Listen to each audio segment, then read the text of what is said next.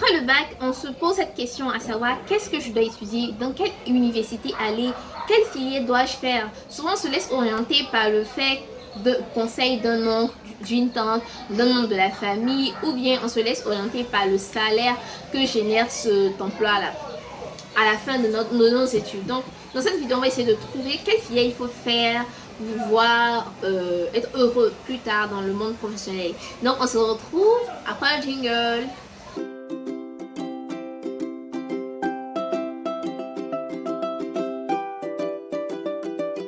Hello les amis, j'espère que vous allez bien, moi ça va. Dans cette vidéo là, comme je l'ai annoncé en introduction, on va parler de comment choisir sa filière d'études. Mais avant de commencer, je vous demanderai de vous abonner, de liker, de partager cette vidéo et de me dire en commentaire c'est quelle filière vous étudiez ou bien vous aimeriez étudier avant de commencer. Et sans plus tarder, je vais vous présenter le kit de Metopo qui est un kit d'apprentissage de langue qui vous permet d'apprendre toutes les langues que vous voulez en vrai. C'est comme un gant, ça vous permet d'établir des stratégies pour pouvoir étudier, apprendre n'importe quelle langue comme je vous le disais tantôt. Et aussi il y a le kit Migno qui vous permet d'apprendre des stratégies aussi pour pouvoir prendre soin de vos cheveux de manière naturelle et saine. Donc si vous voulez en avoir plus d'informations sur ces sujets-là, je vous invite à me contacter par cette adresse mail et par mon numéro WhatsApp ici. Ci-dessous, je mets ici. Donc aujourd'hui, comme vous le remarquez, je suis sur la terrasse et là, il y a dans un cadre un peu très simple. Voilà, je suis assise par terre et je décide de vous faire cette vidéo-là et je transpire. Bref, parce que bon, aujourd'hui il va pleuvoir en vrai, mais je vais le faire cette vidéo, je vais le faire. So, on commence avec le vif du sujet, trop de blabla. Oui, comment faire pour pouvoir choisir sa filière? Souvent, il faut vraiment d'abord s'écouter. C'est un travail d'écoute qu'il faut faire. Moi, quand j'ai eu mon bac, je disais je voulais faire informatique comme ça. Parce que ma grande soeur veut faire informatique. Et puis la plupart du temps, je disais ça pour pouvoir me débarrasser des gens. Pour ne pas que les gens puissent me demander quoi d'autre.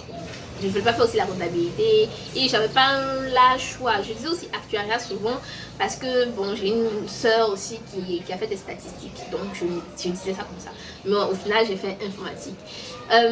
J'ai fait parce que j'ai été orientée comme ça là-dedans. Moyenne était bonne, donc on dit bon, on va là-bas. En vrai, c'est pas ce que je voulais faire dans ma vision de la vie. Je ne m'imaginais pas informaticienne. Et pour vous éviter ces erreurs-là, je vais vous donner des idées. Comment est-ce qu'on fait? Quand vous avez votre bac, bien avant même d'avoir votre bac, dans l'année du terminal, parce que c'est pas évident que quand vous êtes encore au lycée ou bien vous êtes au collège, vous puissiez trouver votre filière. Parce qu'il y a certaines personnes qui arrivent, ces jeunes personnes, elles sont fortes, comme on le dit souvent. Parce qu'il y a certaines personnes qui voulaient être par exemple médecin depuis la 6e et elles le sont. Parce que c'est ce qu'elles veulent faire. Donc, se connaître soi-même, ça passe déjà par se connaître soi-même. S'écouter, voir nos points forts, nos points faibles. Ne pas choisir des filières aussi juste parce que ça rémunère bien.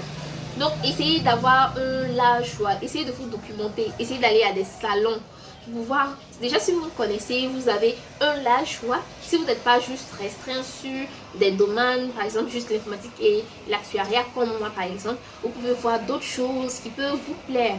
Et pas seulement plaire, mais qui peut vous permettre de pouvoir manger demain. Et ça aussi, c'est un point important à noter. Donc, vous devriez voir dans le large choix là. Par exemple, s'il y a l'informatique, dans l'informatique, il y a le développement, il y a le génie logiciel, il y a beaucoup d'autres choses. Il y a le réseau, il y a tellement d'autres choix que vous pouvez faire. Il y a la comptabilité en quelque sorte, genre il y a des logiciels, il y a ceux qui sont gestionnaires de projets, il y a beaucoup d'autres choses que vous pouvez voir. Donc essayez d'agrandir vos choix. Et en fonction de ça, quand vous avez choisi, par exemple, en fonction de ce qui vous plaît, ce que vous pouvez vous voir là-dedans plus tard, vous devriez voir maintenant, est-ce que ce que je veux faire là, ça rémunère? Est-ce qu'on peut manger là-dedans? Parce que c'est ce qui fait un peu le problème de certains parents. Le problème de certains parents à savoir, est-ce que ma fille ou bien mon fils, là, s'il choisit sa filière, par exemple le design, s'il fait le design ou la décoration d'intérieur, est-ce qu'il va pouvoir manger demain? Donc cet aspect aussi à voir, à tenir en compte en fonction de votre pays dans lequel vous voulez travailler plus tard. Est-ce que si je fais par exemple la décoration d'intérieur, plus tard je pourrais m'en sortir?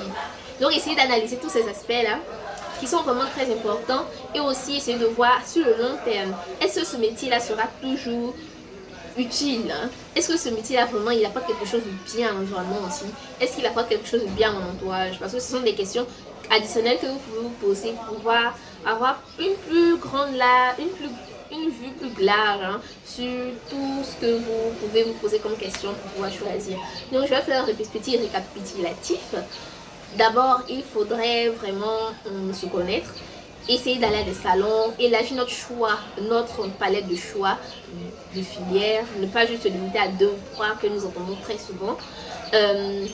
Essayer de voir si ce métier-là, plus tard, il permet de pouvoir m'en sortir, de pouvoir manger comme on le dit. Et à la fin aussi, j'essaie de voir sur le long terme, est-ce que ce métier-là, il existera encore? Est-ce que ça apporte quelque chose à l'environnement?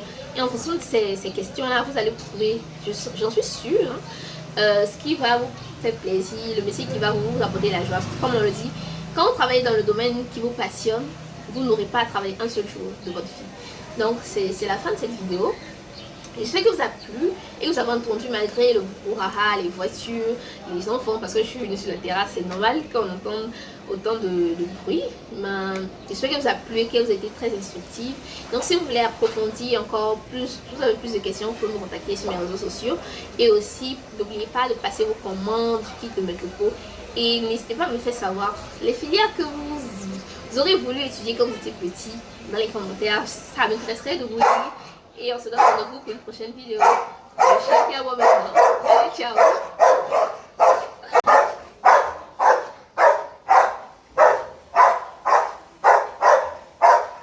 Hey les amis, j'espère que vous allez bien.